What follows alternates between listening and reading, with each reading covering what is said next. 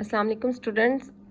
Last time ये lecture हमने discuss किया था एनवायरमेंटल केमिस्ट्री में डिफरेंट लेयर्स ऑफ एटमॉस्फेयर जो हमने पढ़ी थी, जिसमें ट्रोपोस्फियर, स्ट्रेटोस्फियर, मीज़ो और थर्मोस्फियर हमने डिस्कस किए थे। और ये स्फीयर्स अर्थ के अराउंड ग्राउंड लेवल से स्टार्ट होके किस किस रेंज तक, कितने किलोमीटर्स तक फैले हुए हैं, ये सारी चीज़ें डिटेल में डिस्कस की थी। और इन स्फीयर्स में इंडिविजुअली कौन कौन से रिएक्शंस हो रहे होते हैं और क्या नेचर होती है एयर की, कार्बन डाइऑक्साइड की प्रेजेंस कितनी होती है, ओजोन किस लेयर में होती है, ये चीज़ें हमने देखी थी। यहाँ पे आप देख सकते हैं कि स्ट्रेटोस्फियर में it contains the ozone layer with much of where much of ozone is produced and temperature profiles भी इन तीनों चारों लेयर्स में डिस्कस की थी कि किसी एक लेयर में टेम्परेचर अल्टीट्यूड के साथ बढ़ता है, किसी में कम होता है, वगैरह वगैरह। तो इसी ही की कंटिन्यूएशन में अभी हम डिस्कस करेंगे एक टेम्परेचर प्रेशर प्रोफाइल जो कि आपको नज़र आ रही है स्क्रीन पे। इसमें आप देख सकते हैं एक्स एक्सिस पे टेम्परेचर है, y axis along the right side pressure है इंक्रीज़ हो रहा, और y axis along the left side altitude है। तो आप देख सकते हैं कि ट्रोपोस्फियर में जैसे ही 0 से 10 किलोमीटर हाइट होती है तो टेम्परेचर ग्रेजुअली इंक्रीज़ होता है, टेम्परेचर कम हो रहा है। ठीक है, इट इज़ गोइंग फ्रॉम 0।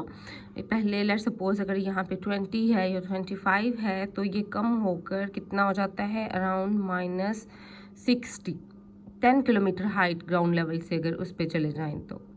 ठीक है, तो प्रेशर के साथ क्या हो रहा है, along with that of height in the troposphere, pressure इसका कम हो रहा है। ठीक है, 1000 MB से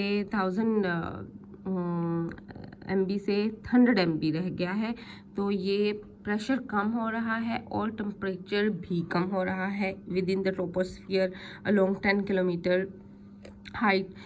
और यहाँ पे आप देख सकते हैं कि स्ट्रेटोस्फियर में जैसे ही स्ट्रेटोस्फियर जो कि ग्राउंड लेवल से 16 प्लस किलोमीटर हाइट से 50 किलोमीटर तक परसिस्ट करता है, तो वहाँ पे आप देख सकते हैं कि टेम्परेचर जो कि -70 हो गया था, तो ग्रेजुअली इंक्रीज होते होते इट विल कम अराउंड -5, 7 और 10 डिग्री सी। तो क्या हुआ कि स्ट्रेटोस्फियर में टेम्परेचर इंक्रीज होगा एंड प्रेशर जो है ये ग्रेजुअली कम होता जाएगा and it will now it will be around 1 MB when stratosphere ends at 50 kilometer. There comes the stratopause. तो स्ट्रेटोपॉज पे जो ग्राउंड लेवल से डिस्टेंस है वो 50 किलोमीटर है और वहाँ पे temperature is around -10 degree C and pressure is 1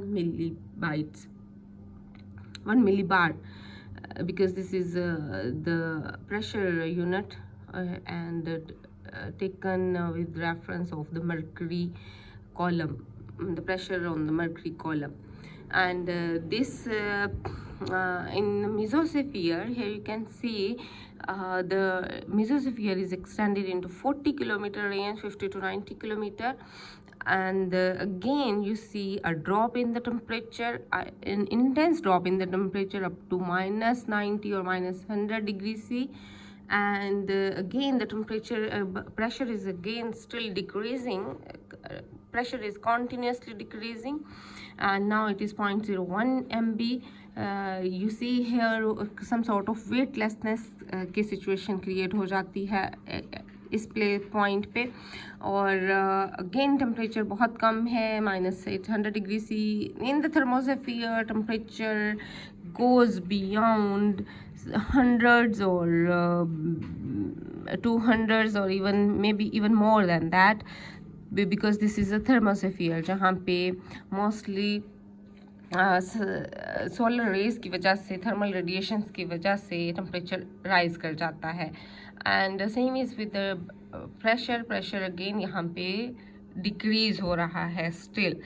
तो ये इस तरह की एक प्रोफाइल बनती है टेम्परेचर और प्रेशर की along with altitude, and this is some sort of G bar diagram for the atmosphere along with when altitude, temperature and pressure are plotted together. सो ये वाली डायग्राम आपको माइंड में रहेगी तो आप इन सारे अफेयर्स की डिटेल्स भी जान सकेंगे और इनके अंदर होने वाले रिएक्शंस को भी आइडेंटिफाई कर पाएंगे। तो टेम्परेचर प्रोफाइल ऑफ एटमॉस्फेयर अगर सिंपली यही देख ली जाए लॉन्ग विद आल्टीट्यूड, तो it temperature varies greatly with altitude. कभी कम होता है किसी लेयर में, किसी में ज़्यादा होता है। That's why it is written कि टेम्परेचर में काफ़ी फ्लक्चुएशन या वेरिएशन हो जाती है।